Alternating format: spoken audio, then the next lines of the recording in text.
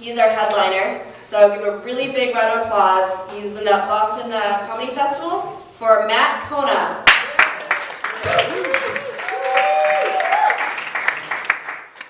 And how about one more round of applause for Sandy and all the comments you saw tonight? All right. So, I'm about to begin. Okay. All right. It hasn't quite started yet. You guys have been here all night. I know you're all thinking, looking at me, you're thinking, this guy must be a psychic. How else would he know? No, you're unconvinced.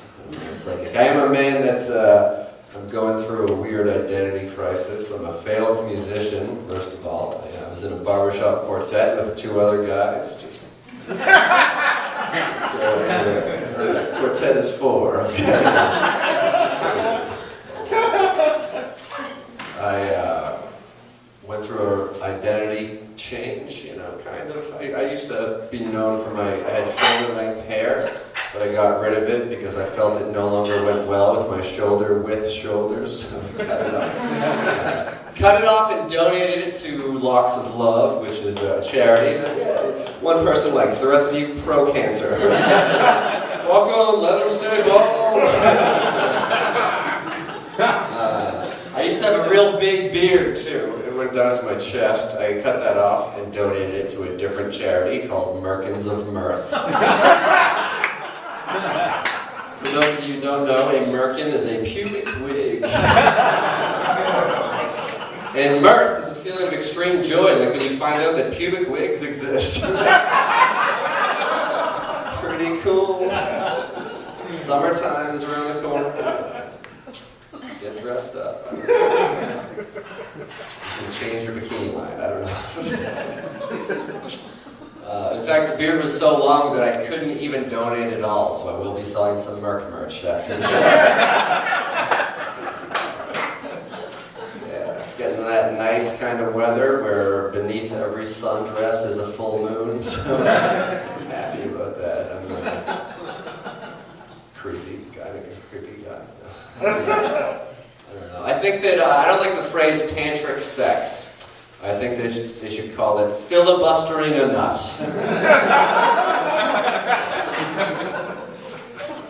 I wish there was some way to make that joke 8 minutes long. We'll be here all night. Okay. Nice. Here's another phrase I don't like. I don't like the term sausage party. I prefer to call it a penile colony. And I don't like calling I live alone, I don't call it my bachelor pad, I call it the bone structure. That's okay, I'm lonely. Who wants that?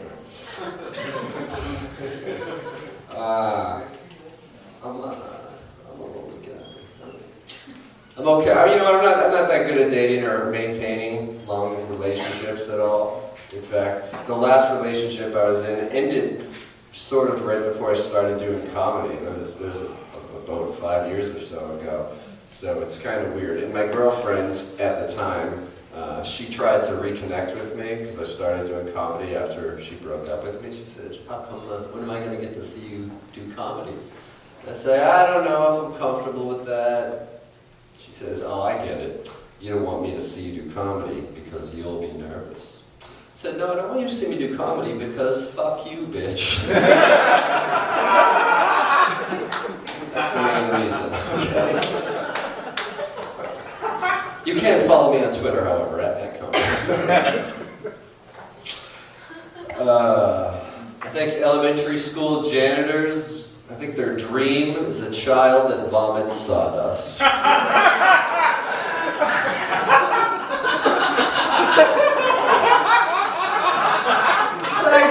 Joke, right? It's very clean, in fact. You guys think I was going to say something weird and creepy because it's about janitors?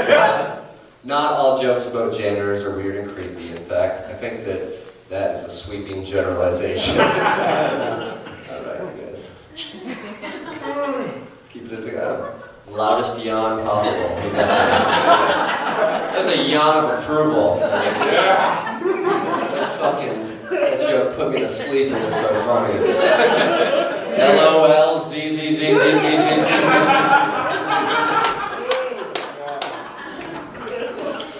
Oh, man. I'm an animal lover, no bestiality. Right. Different. But you guys like animals? How about you, sir, in the stripes? Do you like animals? What was your favorite animal? Okay. You guessed kangaroo. Lion, that's a good one. Do you have a girlfriend? Okay, well, I was going to say a lion is a good one if you have a girlfriend, because it's very similar, because the male lion gets a lot of credit for being the king of the jungle, doesn't do shit. The female does everything. It's fucking great. That's a good animal to have. It's also a good explanation of why you don't have a girlfriend. You're not doing shit. Just fucking come in my mane. Calling my friends my pride. You said kangaroo? Who said kangaroo? Someone said. No one wants to admit to it. Kangaroo, yeah, because that's an animal that it's like okay to abuse, right? Because you got a fighting chance, right? Boxers, but you have to train to abuse it. I don't know. Okay. I love animals. I'm not advocating illegal kangaroo boxing rings to break out all around Hudson, New Hampshire. Whether they be inside or out back. I don't advocate wherever. Don't do it. Don't fight your pets. That's what I'm saying. How about you, sir? What's your favorite animal? Do you have one? You don't have to have one. You can just be your favorite animal when you were a kid. I'm not going to hold you to it. I'm not opening up a zoo and going to business with you. So listen, we need a big attraction. Let's just. Okay, you said I don't have a family at first. I don't have a family, so I don't even give a fuck about an animal. My family died in the famous zoo explosion of '89, so please ask someone else. Okay, I apologize. Just saying, if anyone has a recommendation of a family to adopt him, please. I like a zebra. That's a pretty cool favorite animal to have, because a zebra is like a badass version of a horse, you know. It's like a horse. It's like a horse's older brother that smokes weed and buys cigarettes, beer, you know, because zebra's got a full body neck tattoo. But it's never going to get hired for the big things that horses will get hired for. Like horses, look at the big endorsement deals. You get Super Bowl halftime ad, Budweiser, and the Clydesdales. The only endorsement deal a zebra ever gets is the worst chewing gum. Fruit stripe gum. It loses flavor 5 minutes before you buy it.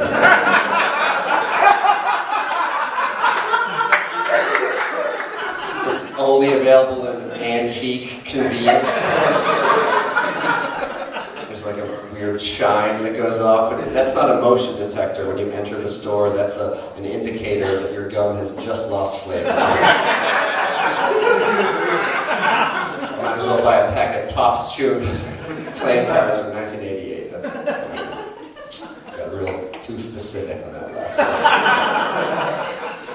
Sorry, I've got an endorsement deal with Topps. Comedy, it doesn't always pay the bills. You just have to put advertising in the set.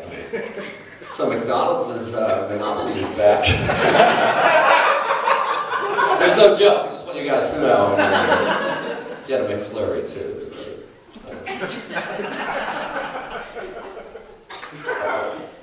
Where do we go from here?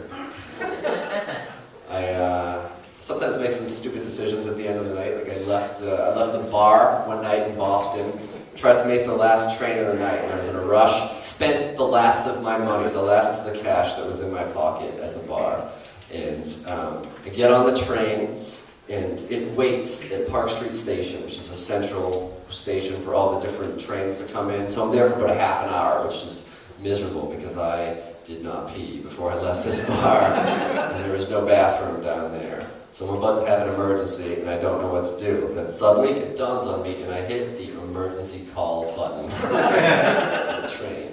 But I don't think that they're going to be sympathetic to my actual emergency, so now I have to lie and make something up. And I say, we need to get home because I need to get my diabetes medicine because I have low blood pressure.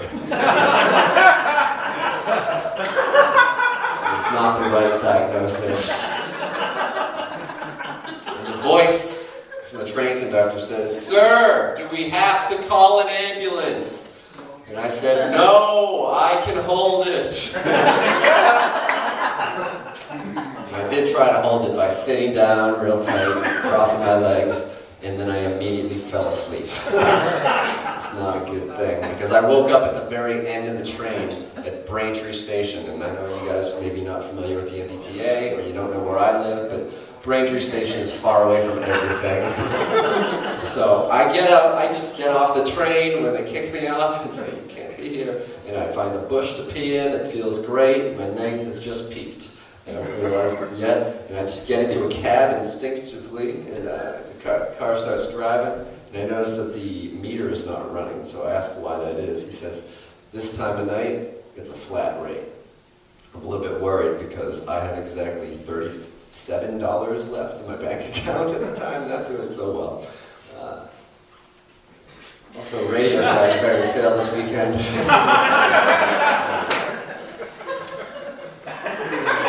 So I have $37 in my bank account, and his response when I ask what the flat rate is, it's $40. So I say, "I can't pay that." And he says, "What do you mean?" I don't think I was being vague. I think I pretty much summed it up in that last sentence. Don't have the money. But let's pull over to this ATM. Maybe my direct deposit went through 3 days early. It did not. It did not. I would soon come to find out. So I get out of the cab, and he also gets out because I am now a flight risk. Put my card in the slot to open the door, but the door won't open. Maybe I did it wrong. No, I did it right. Door's just not opening. It's as if this ATM knows how much is in my account, and it's just saying, "Nothing for you here. You can't even come in for warmth." So I'm explaining to the guy, I say, "Look, I got a check at my house, I can pay by a check," and that seems to make him madder. But further down in the parking lot, there's an ambulance with 2 paramedics standing outside of it smoking cigarettes, setting a real bad example for any children on the street at 1 a.m. He motions for them to come over, and they eventually do, in a confused way. And he says this whole thing, "This guy's trying to screw me over," and I'm like, "This guy is crazy." And then the paramedics explain to him that they deal with cardiac arrest, not dickhead that can't pay for a cab fare arrest. So what they're going to do is call the regular police, which they do, and that's what I call them. That's what I call non-ambulance workers, the regular police. So they come and they do the whole thing, and I said, "Look, my card won't even work," and I put it in the slot. This time it does work, because the regular police are there, and they get results. I said, "Well, at least come in, I'll show you how much is in my account," and I show him, and it's $37, and he comes up with a solution. He says, "Well, just give him $35. Okay, that seems reasonable. Now, the police can make you do a lot of things you don't want to do. One thing they cannot make you do is take increments of 5 out of an 8. I don't care how shitty your neighborhood is in, you're never going to get Lincolns coming out of that. So I said, "Look, I'll give him $20, and I told him I'd write him a check," and he says, "All right, we'll talk to him." And he comes back to me and he says, "Okay, I got to give you a ride to your place, but we got to go in the cruiser." I say, "Am I being arrested?" And he goes, "No, it's really for your own protection. That guy wants to fucking kill you." Come with me. I'm like, "All right." This is absurd because we're going about a block and he has the blue lights flashing, which is not necessary. And we pull into the driveway of my house. Now, a little background. I live in a warehouse with a bunch of artist types, and it's not zoned for living.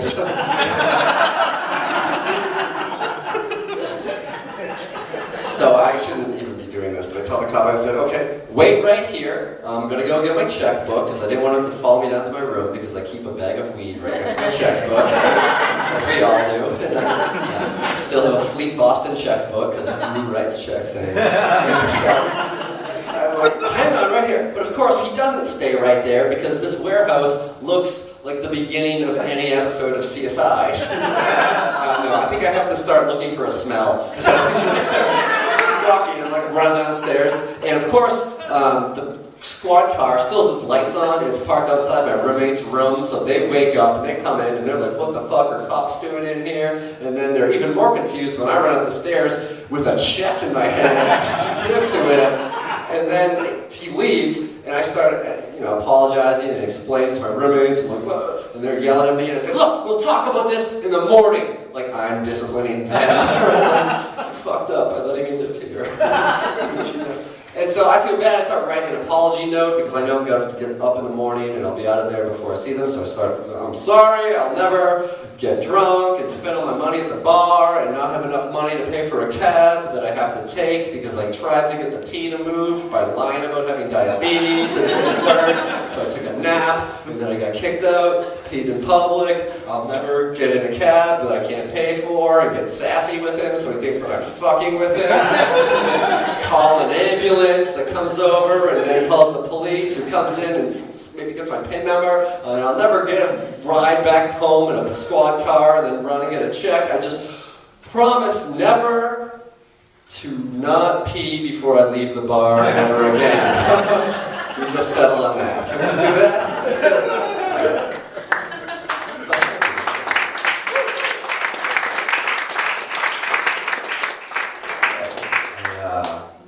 I haven't got the dildo light yet. Is it okay if I tell another thing?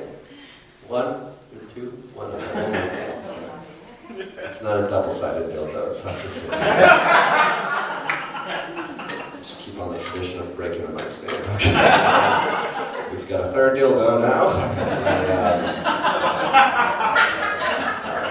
This one, okay, maybe this last story is because barbecue weather is coming up soon, and I love going to cookouts, although I'm not the most fun to be around there because I'm an animal lover so much that I'm a vegan, which means I love animals so much that I want nothing to do with them. So I went to this barbecue and they didn't have any veggie burgers or veggie dogs there, but it was in Alston, which is a college part of the city, and it's down the street from this place called Spike's Junkyard Dogs. And they sell hot dogs and veggie dogs, and that person works there. And so, but there's like a chain of them. They started in Rhode Island, there's a couple in the city, and there's one in Alston. So we start walking over that way, and I pass a buddy who says, hey, if you're going to Spike's, don't bother. They ran out of veggie dogs. They just came from there. So I'm a little disappointed. But I also don't believe him, because this guy's kind of an asshole. So I can totally see not serving him. And I call up Spike's and say, is it true that you guys ran out of veggie dogs? They say, yeah, we won't have any more until tomorrow. I was kind of bummed out. I don't know what to do. I'm really hungry. I know that there's another Spike's across town, but I don't have a car and they don't deliver. But I get an idea.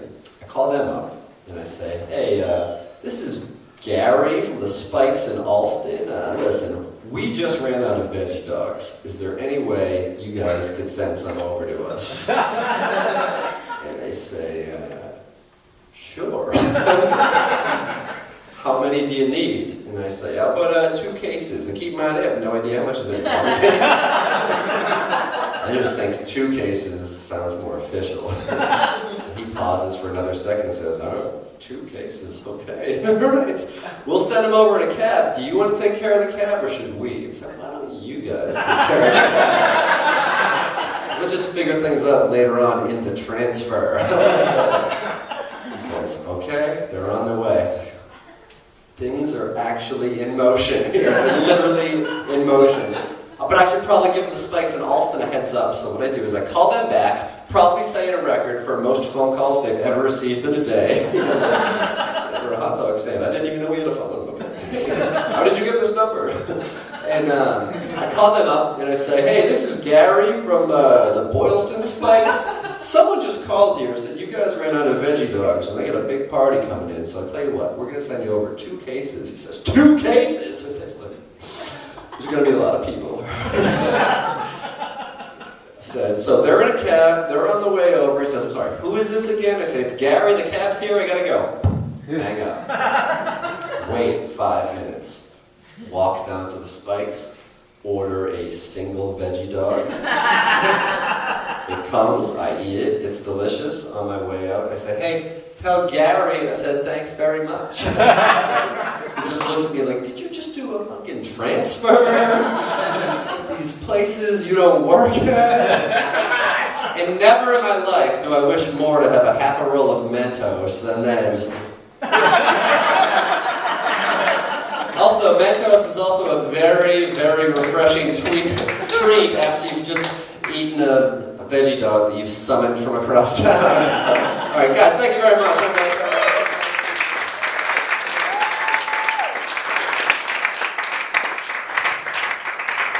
Well, I want to thank you guys all for coming. That wraps up the night. Remember to tip your server as well, and give another round of applause for all the comics.